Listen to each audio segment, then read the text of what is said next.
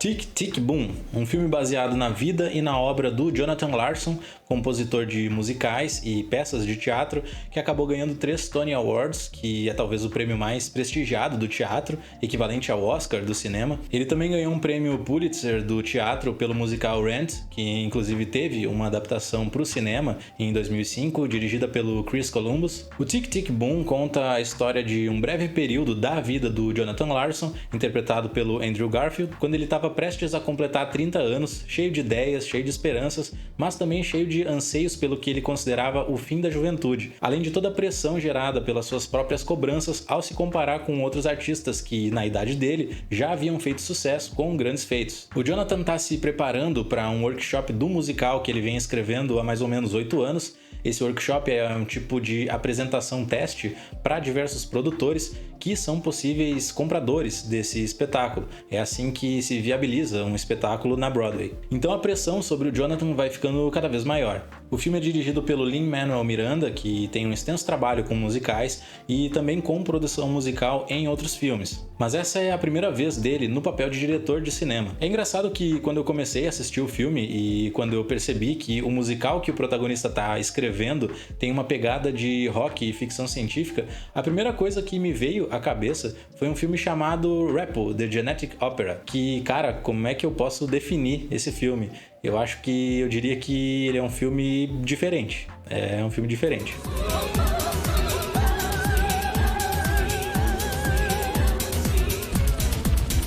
Adaptações cinematográficas de musicais não são nenhuma novidade. Inclusive, o filme que é considerado o marco inicial dessa era sonora do cinema, O Cantor de Jazz, foi o primeiro filme a ter uma trilha sonora gravada em sincronia com a filmagem. Mas talvez o filme musical mais famoso de todos os tempos seja o Cantando na Chuva, do Stanley Donen, que é considerado pelo público e pela crítica como o melhor musical de todos os tempos. E eu concordo completamente. Bom, eu tenho que citar a ótima atuação do Andrew Garfield. Ele é um ator que ficou bastante conhecido do grande público por interpretar o Homem-Aranha, mas o que nem todo mundo sabe é que ele é um ator com uma grande experiência no teatro. Eu inclusive recomendo para quem quiser conferir essa veia um pouco mais teatral dele, o filme O Imaginário do Dr. Parnassus, do Terry Gilliam, que além de ser um grande filme, tem uma performance incrível do Andrew Garfield. E essa experiência que ele tem com o teatro faz com que ele se encaixe muito bem em um filme de musical, já que esses filmes têm uma tendência a serem muito mais teatrais,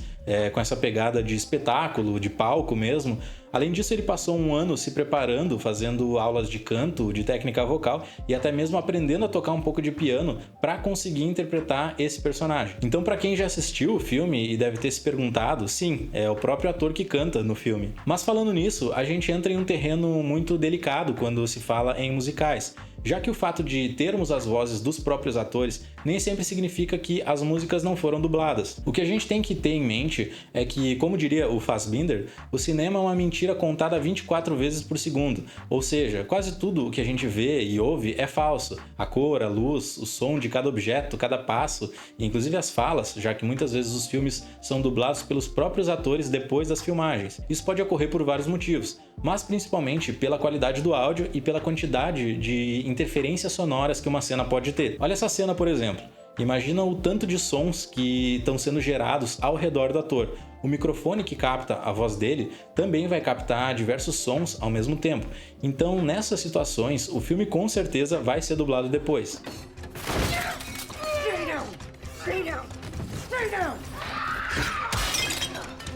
E nos musicais isso é ainda mais presente, já que, como vocês devem imaginar pelo nome, a música é uma das partes mais importantes de um musical. Então a qualidade da captação de cada voz é uma etapa muito importante para se ter uma música bem mixada. Pouquíssimos filmes usaram as captações do áudio no set de gravação, como acontece no filme Os Miseráveis, por exemplo, que também é uma adaptação de um musical da Broadway, e a gente nota nitidamente a diferença de intensidade quando a gente relaciona as expressões faciais com as expressões vocais dos atores. Então tem uma coisa que a gente nota no Tick, Tick, Boom. A gente vê uma atuação fantástica do Andrew Garfield, mesmo dublando a si mesmo, mas com alguns dos outros atores a coisa já é um pouco diferente. Não precisa ser nenhum grande conhecedor de música ou de técnicas vocais para estranhar bastante a performance da Alexandra Shipp, que interpreta a Susan, namorada do Jonathan Larson. A gente ouve a emoção na voz e a gente vê a falta de expressões faciais que deveriam poderiam acompanhar essa emoção, o que gera uma discrepância muito nítida entre uma e outra. Just when I've begun to see. Mas isso não significa que a parte musical seja prejudicada por esses detalhes, até porque uma das coisas que me chamou a atenção é a quantidade de camadas narrativas que esse filme tem e que envolvem a música. A gente tem momentos em que os personagens estão ensaiando um número ou eles estão só cantando de uma forma bem mais pé no chão, mais realista, que poderia acontecer com um grupo de amigos. A gente tem momentos em que o filme assume uma estética musical tradicional, como se fosse um videoclipe, com vários personagens participando da mesma música em lugares diferentes, ou com elementos de fantasia, por exemplo.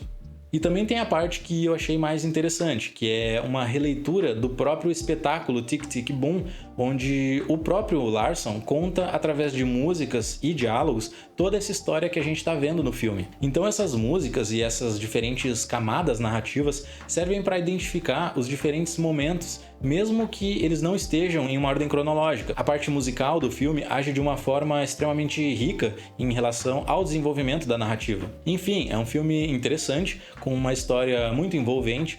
O fato de sabermos que ele é baseado em uma história real age como um tipo de catalisador, fazendo com que tanto os momentos mais dramáticos quanto os momentos mais divertidos sejam ainda mais intensos. Eu acho legal a forma como os musicais trabalham questões muito interessantes que dizem respeito não só ao próprio filme, mas também a outros fatores históricos e sociais. A gente tem adaptações de musicais que ficaram em cartaz por décadas e, bem ou mal, esses filmes passam a ser um registro histórico de algo que marcou uma geração. A gente tem o Rocky Horror Picture Show, por exemplo, que é um musical que foi responsável pelo surgimento de toda uma subcultura que envolve os fãs do filme, que até hoje se reúnem em exibições, o pessoal vai fantasiado, canta as músicas junto dentro do cinema.